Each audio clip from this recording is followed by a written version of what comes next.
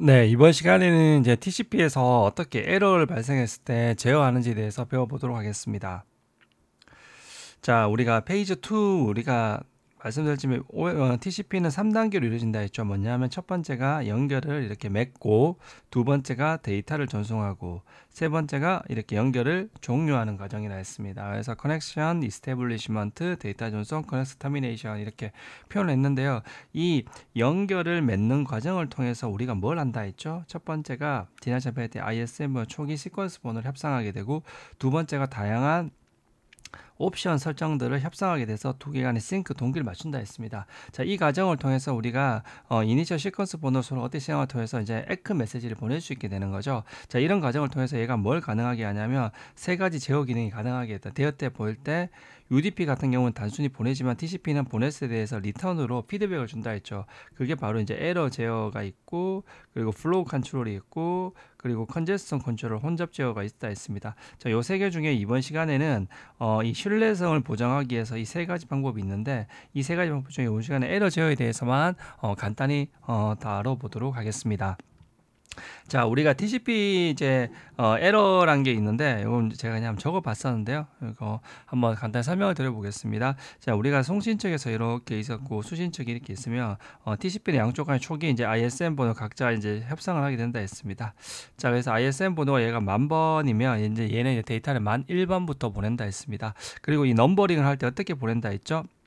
자, 알았으니까 그 다음 데이터는 실제 1001번부터 보이는데, 우리가 데이터 이 세금 실제 데이터가 갈 때는 이렇게 세그먼트가 가지 않습니까? 이 세그먼트가 갈 때 뭘 하냐면, 이 세그먼트가 만약에 1001부터 1000바이트를 전송하면 1001부터 1000까지를 전송하게 될 것인데, 이때 이제 우리가 시퀀스 번호 실제 뭘 달고 보내냐면 이 앞쪽에 기수 역할을 하는 이 1001번이란 걸 이렇게 달고 간다고 지난 시간에 말씀을 드렸습니다. 자, 이렇게 해서 1001번을 이렇게 쏘게 됩니다. 자, 만약에 얘가 이제 1001번을 이렇게 쏘게 되는데, 자, 쐈을 때 얘가, 자, 이 친구가 잘 받아하면 뭘 보냅니까? 이래 에크를 보내게 됩니다. 에크를. 자, 에크를 보내면 이 친구가 뭐냐면, 우리가 에크를 보낼 때 플러스 1을 해서 이렇게 보내지 않습니까? 뭐 많이 이렇게 보내지 않습니까? 근데 이렇게 에크에서 보내게 되는데, 뭐가 문제냐면 이 에크가 오면 얘가 어떻게 한다 했죠? 예, 잘 받았구나 했습니다. 근데 얘가 에크가 전송을 하고 나면 어디에 넣는다 했죠? 지난 시간에 말했듯이 얘는 일단 보내고 나면 이 안에 버퍼에다가 이 1001번 이쪽 데이터들을 이렇게 채워놨습니다. 이 1000바이트 데이터를 여기에 채워넣습니다. 1001부터 11,000번까지 데이터를 이렇게 채워놓고, 이 버퍼의 나머지 공간이 또 비어 있습니다. 얘가 이제 응용 계층에서 보내면 여기 계속 채워 보내는 거죠. 자, 이렇게 채워 보내게 되는데, 보내고 난 거를 바로 버리지 않고 이렇게 저장해 둔다 했습니다. 왜 저장해 두냐 하냐면, 여기서 요 시간이 이렇게 에크가 와야 되는데, 얘가 보내고 나서 타이머를 돌려서 이 시간까지 이 RTO 재전송 타이머라 해서 리트랜스미션 타임아웃이라고 해서 여기까지 이 에크가 만약에 도착하지 않으면, 늦게 도착하거나 아예 상황에서 패킷이 유실, 에크 패킷이 유실 이렇게 오는 과정에 이 에크 패킷이 유실될 수도 있고, 아니면 오는 데이터가 유실될 수도 있고, 그리고 아니면 이 늦게 도착할 수도 있고, 이런 경우가 있습니다. 결론적으로 이 판단은 뭐냐면, 이 타임아웃, 이 보내고 나서부터 버퍼에 넣어놓고 타임아웃을 이렇게 결정하게 됐습니다. 요때까지 에크가 도착 안 하면 어떻게 되냐면, 얘는 이 패킷은 이런 식의 다양한 문제가 있을 수 있었겠구나, 이렇게 해서 문제가 있었겠구나 파악할 수 있습니다. 이렇게 되면 얘가 어떻게 하냐면, 이때에서 다시 1001번을 다시 재전송하게 되었습니다. 그래서 TCP는 기본적으로 뭐냐면, 이렇게 재전송을 통해서 에러를 제어합니다. 이렇게 에러가 발생했던 것에 대해서 재전송으로, 근데 언제 RTO라 해서 리트레미션 타임아웃이라 해서 이 시간을 타이머를 돌려서 이 시간 동안에 오지 않으면 기본적으로 체크하게 되어 있습니다. 자, 요게 이제 기본적인 거고요. 그리고 추가적으로 하나가 더가 뭐가 있냐면, 우리가 이렇게 3, 4계층, 2계층 같은 경우에는, 이계층 우리가 에러 기본적인 패킷 수신하면 에러를 체크하기 위해서 2계층에 대한 FCS에서 CRC라는 오류 제어 기술을 쓰고, 이 3, 4계층 IP랑 TCP, UDP는 뭘 쓰냐면 책섬이라는 기술을 쓰게 됩니다. 그래서 만약에 데이터가 이렇게 오다가 어떤 부분이 좀 훼손이 돼서 이렇게 수신하면, 얘가 제일 먼저 책섬을 돌린다 했습니다. 책섬을 돌려서 책섬에서 통과하면 그 다음부터 뭔가 처리를 하는데, 책섬에서 떨어지면 얘는 패킷이 자체가 뭔가 손상당했다, 마치 우리가 보면 유통기한이 맛이 갔다 이런 식으로 해서면 얘는 바로 버리게 됩니다. 그래서 얘가 처음에 오게 되면 이 책섬을 수신 측에서는 뭘 하냐면 이 수신 측에서는 책섬을 이렇게 하게 해서 그것들을 구현하게 됩니다.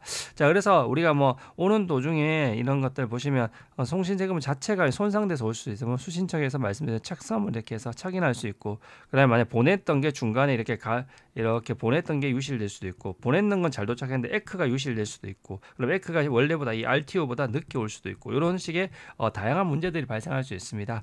자, 이런 식으로 이제 문제가 있는데 송신청이 굉장히 답답하죠. 왜냐하면 이 중에 이제 특히 이 두 가지가 그런데 얘가 받았는 이렇게 이렇게 도착을 했는데 에크가 안 간 건가, 아니면 이렇게 이게부터 오는 데이터 자체가 전송이 안 된 건가, 이런 것들이 참 구분이 어려운 점이 있습니다. 송신 측 입장에서는 이게 너무 답답한 게 TCP 입장에 좀 답답함이 있습니다. 그래서 이런 것들을 어떻게 하면 우리가 TCP 입장에 효율적으로 대처할 수 있을까라는 것에 대해서 이 TCP는 또 다루고 있습니다.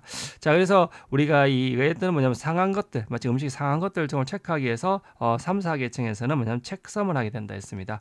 그래서 2계층에는 CRC를 돌리고 3, 4계층은 체크섬을 돌리게 되는데, 이 TCP 우리가 UDP, IP 이렇게 책섬을 돌리게 되는데, 이때 TCP는 반드시 필수인데 이 UDP 같은 경우는 뭐죠? 옵션이라 했습니다. 그래서 UDP는 굉장히 더 간단하게 구현할 수도 있다 이렇게 했습니다.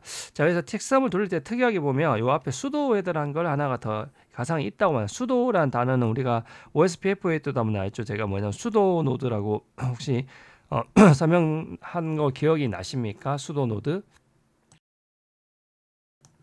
예, 수도 노드란 건 뭐냐면 이 수도는 가짜라는 거죠. 가짜 노드. 그래서 OSPF에서 우리가 DR을 이렇게 만들 때 DR이 수도 노드 역할을 했었지 않습니까? 그렇다면 수도에서 수도 가짜 헤더라는 걸 하나 만듭니다. 이게 뭐냐면 우리가 원래는 얘가 이제 세그먼트가 이렇게 있으면 세그먼트 데이터만 어떻게 되면 이 안에 체크섬에서 에러를 돌리면 되는데, 실제는 그렇지 않고 좀 더 가짜 헤더 부분까지 포함해서 L을 체크한다는 거예요. 왜냐면 이게 IP 헤더의 일부분까지 더 추가적으로 체크해줘. IP 헤더의 제일 중요한 출발 주소, 목적 주소랑, 그리고 나서 여기 프로토콜 번호, 그리고 얘의 토탈 랭스 번까지를 뭐냐면 토탈 랭스까지를 결론적으로 다 이것들을 같이 해서 수도 헤더를 만들어서 이 전체에 대해서 책섬을 돌리게 됩니다. 그래서 이 전체에 대해서 우리가 이 데이터들이 원래 이렇게 책섬이라는 거 돌리면 예를 들면 요게 이제 8비트 단위로 이렇게 이렇게 데이터를 쪼개서 이제 책섬을 하게 되는데, 일반적으로는 이제 쪼개는 단위가 있는데 원래 TCP 같은 경우는 16비트 단위로 이렇게 쪼개게 돼 있어요. 근데 얘가 그냥 간단히 8비트로 쪼개게 된다면, 만약에 이렇게 쪼개는 예를 들었습니다. 이거를 이제 하나, 둘, 더하기가 둘, 셋, 이렇게 4개 정도 있는데요. 이걸 어떻게 이렇게 더하게 됩니다. 쪼개서 해서 이렇게 더하고 이진다 하니까 이렇게 110 이렇게 올라가고 또 하나 올라가고 이렇게 해서 이렇게 더하게 됩니다. 그래서 110 하면 0이니까 1이 올라가니까 1이 올라가서 캐리 아웃이라 해서 이렇게 넘어오게 됩니다. 그래서 이런 식으로 해서 이걸 다시 더하고 그 다음 걸 더하고 해서 이렇게 해서 계속 더하기를 해서 뭘 구하냐면 썸을 구합니다. 근데 이 썸을 구하고 나서 마지막에 어떻게 하냐면 1과 0을 바꿔주는 게 체크 썸이거든요. 그래서 이렇게 해서 책섬 데이터를 추가적으로 전송하게 됩니다. 그래서 우리 송신청은 이렇게 자기 데이터에 대해서 이렇게 일정 단위로 일단 쪼개고 나서 분할하고 나서 이렇게 더하게 됩니다. 더하고 나서 다 더해서 합을 구합니다. 더한 썸 합을 구하고 그에 대해서 1과 0으로 바꿔줘서 책섬을 이렇게 해서 요 데이터를 전송하게 됩니다. 그럼 수신 측에서는 어떻게 하냐면 이 받은 데이터랑 이 책섬을 같이 이렇게 어떻게 한다? 이걸 돌려서 계산하게 되는 거죠. 그래서 나중에 최종 결과가 결론적으로 책섬 결과가 00000 나오면 얘들은 이제 에러가 없다 이렇게 하는 데 가능한 것인데요. 요것들은 그렇게까지 우리가 데이터 통신을 하는 게 아니기 때문에 그렇게 중요하지는 않습니다. 그래서 여기서 참고로 알아둘 건 항상 뭐냐면 TCP의 전체 부분을 할 뿐만 아니라 뭐냐면 수도 헤더를 만들어서 IP 헤더 일부분까지를 더 체크해 준다 이렇게 하시면 되겠습니다. 자, 그래서 책섬이란 게 이런 게 있고, 그리고 제일 중요한 거는 이 타임아웃이란 거, 해당 시간 동안에 에크가 미순신하면 에크가 안 도착하면 어떻게 된다? 시간 동안 이것을 타임아웃 되면 재전송을 다시 하게 된다. 그래서 이렇게 에크가 안 올 수도 있고, 가다가 여기 안 오니까 결국 얘가 안 가면 얘도 안 받았으니 에크를 안 보낼 때도 있겠죠. 그래서 에크 자체가 안 나갈 때도 있을 거고, 받았는데 에크가 손실될 수도 있고, 다양한 경우가 있다는 겁니다. 그래서 TCP는 요걸 대비해서 뭘 한다? 요 전송한 데이터를 버리지 않고 얘 버퍼에 일단 보관한다 했습니다. 버퍼에 이렇게 보관해놨다가 전송하고 나서 카피본을, 그리고 나서 재전송 이렇게 안 오면 요걸 다시 꺼내서 보낸다 했습니다. 만약에 이게 받기 시작하면 버퍼에서 얘를 삭제해 버리면 되겠죠. 예, 이렇게 해서 버퍼 관리를 하는 게 바로 TCP의 에러제입니다. 그래서 우리가 이제 에크를 사실상 좀 더 이제 어떻게 하냐면, 얘들이 이제 피기 배경이라는 단어가 굉장히 많이 나옵니다. 겁니다. 이게 뭐냐면 이제 목마 태우는 겁니다. 엄마가 이제 애 하면서 이렇게 되면 우리가 마치 두 명이 동시에 가지 않습니까? 그래서 주체인 엄마가 가고 이제 자제가 자식이 따라가지 않습니까? 이런 걸 우리가 이제 피기배깅이라는데 TCP나 모든 나머지 통신이 다 피기배깅을 놨습니다. 뭐 우리가 계속 배웠던 이게 뭐냐면 우리가 데이터를 이렇게 받으면 뭘 칩니까? 에크를 이렇게 치게 되죠. 자, 우리가 데이터를 이렇게 받으면 에크를 치게 됩니다. 그리고 나서 얘가 또 보낼 게 있으면 데이터를 많이 얘가 데이터를 보냈습니다. 그럼 얘가 에크를 치게 되고 얘도 보낼 게 있으면 데이터를 이렇게 치겠죠. 근데 이제 봤을 때 뭐냐면 이 에크 데이터는 굉장히 적은 데이터죠. 그냥 그 시퀀스 번호만 그 체크해서 보내면 되니까. 그러니까 이거를 이렇게 에크 데이터 이런 작은 데이터를 보내면 얘는 두 번이나 보내야 되니까 프로세싱도 복잡하고 또 이게 물론 데이터 양이 많지만 밴드위스도 비효율적이니까 어떻게 보냐면 이렇게 데이터를 보낼 때 뭐냐면 에크를 같이 보내게 됩니다. 이게 뭐냐면 이 에크는 뭐냐면 얘에 대해서 잘 받았다 하고 자기도 데이터 보내게 됩니다. 그럼 반대쪽 돗대자면 자기가 에크를 치면서 데이터를 같이 보내게 됩니다. 자, 이런 식으로 보내게 되는데 이렇게 데이터와 에크를 같이 보내는 거, 이 많은 데이터를 작은 실어 보내는 게 뭐냐면 마치 이렇게 목마를 태워가는 것처럼 보인다는 거죠. 그래서 이렇게 해서 이런 것들을 피기배깅이라고 하는 겁니다. 이거는 이제 모든 프로토콜이 기본적으로 이런 것들 많이 사용합니다. 그래서 얘들은 TCP는 기본적으로 뭐냐면 이런 식으로 데이터를 1201번부터 1400 이렇게 돼 있지 않습니까? 그러면 이렇게 해서 요거에 대해서 이제 죄송합니다.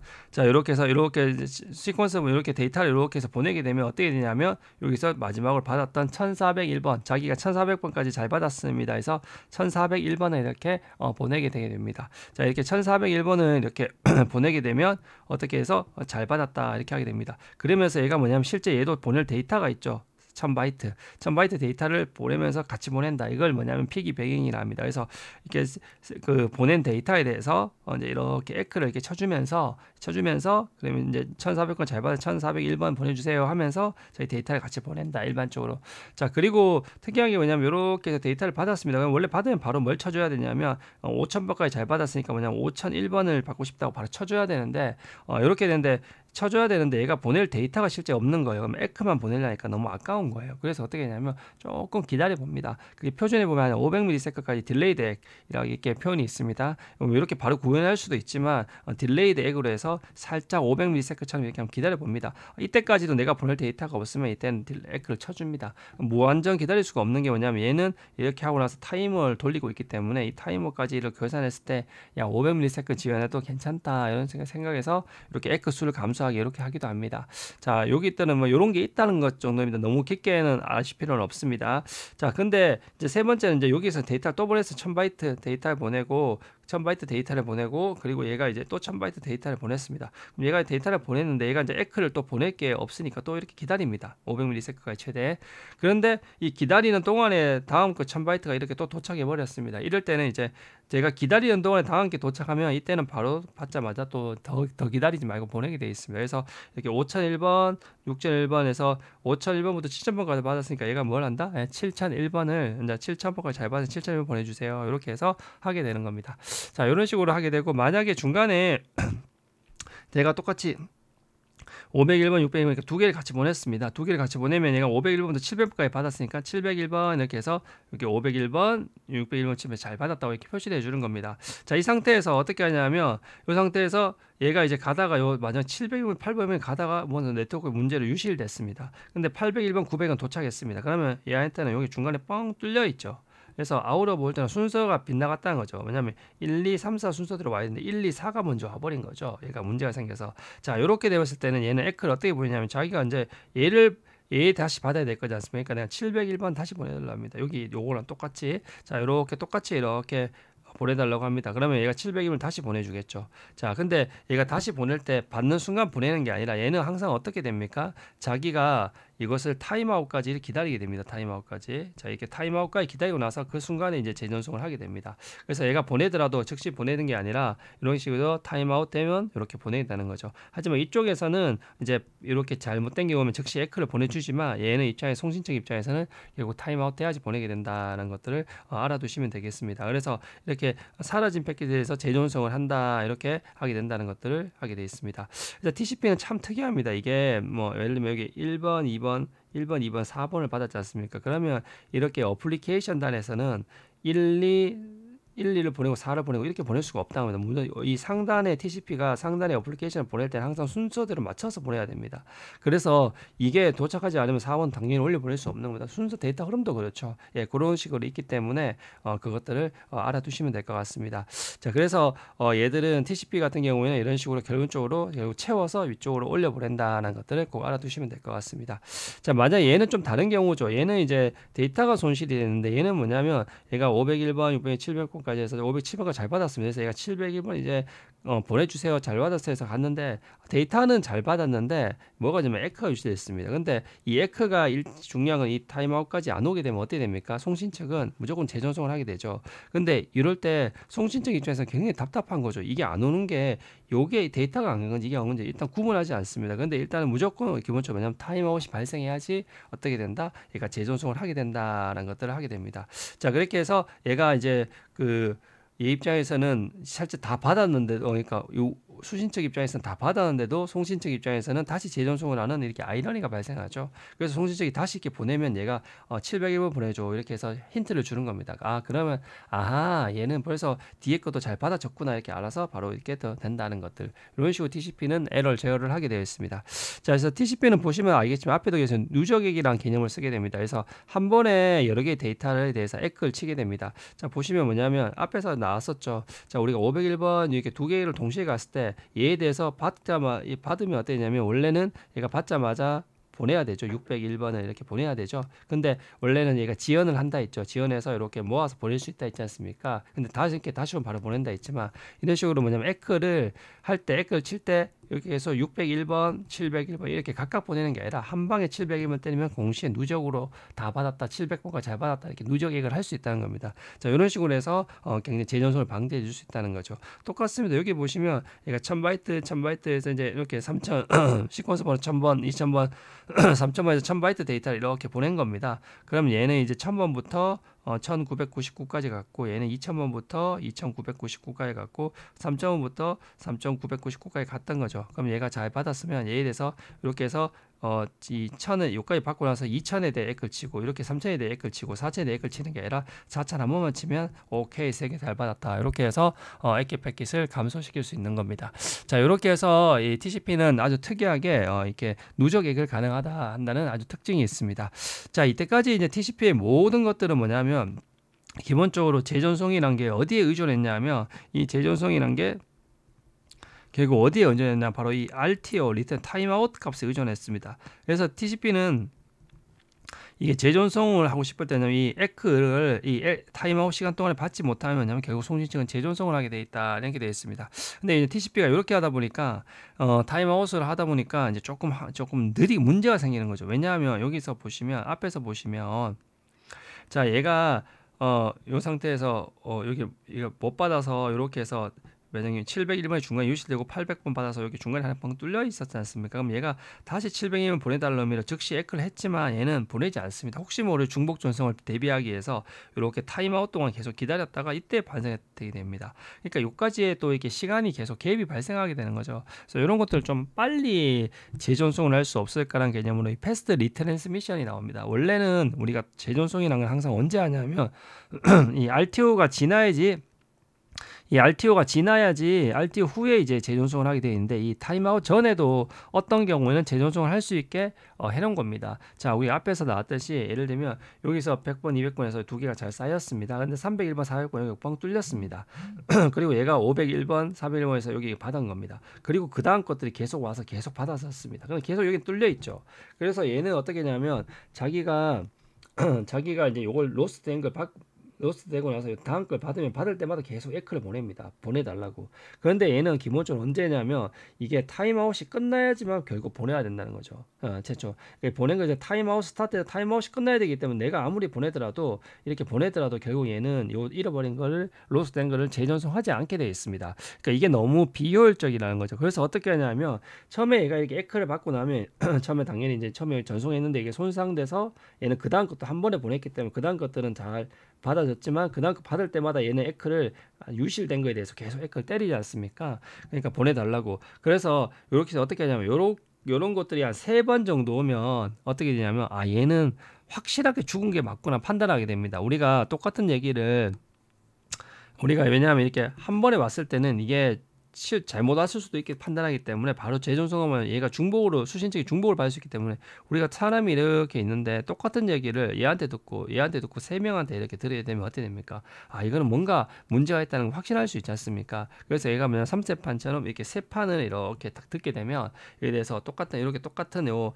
에크를 이렇게 듣게 되면 이 오리지널 에크 빼고 세 개를 받게 되면 아 얘는 진짜 죽었구나 해서 이 상태에서 바로 패스트 원래 타임아웃이 되고 나서 전송해야 되는데 이 타임아웃이 되고 나서 타임아웃이 원래 스타트 스톱에서 요 타임아웃이 되고 나서 해야 되는데 여기서 바로 재전송을 해버리게 됩니다. 그래서 원래는 요 타임 때 해야 되는데 요만큼 타임이 세이브가 됐죠. 그래서 요 상태에서 얘가 바로 보내게 됩니다. 자, 보내면 얘는 이제 여기가 잘 채워지게 되죠. 예, 이렇게 해서 보내게 되면 잘 채워지게 되죠. 그러고 나서 요까지 전체에 대해서 잘 받았기 때문에 701번을 여기서 받았던 때리게 됩니다. 자, 이렇게 해서 하게 되는 것이 TCP의 Fast Retransmission, 그래서 기존의 RTO 타임아웃의 그런 한계를 극복하게 되었습니다. 자, 그래서 이번 시간에는 우리가 기존에 이 에러 제어에 대해서 배웠고 기본의 요 RTO 타임에 대해서 이게 한계로 대해서 뭐가 나왔다? 이 Fast 리트랜스미션 빠른 재전송을 위한 기술이 나왔습니다. 자, 이거는 언제 나온다 했죠? 예, 세 개의 중복된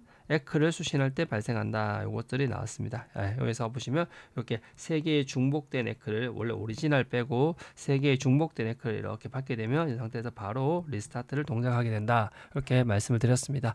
자, 이번 시간에 이렇게 에러제에 대해서 마치도록 하겠습니다.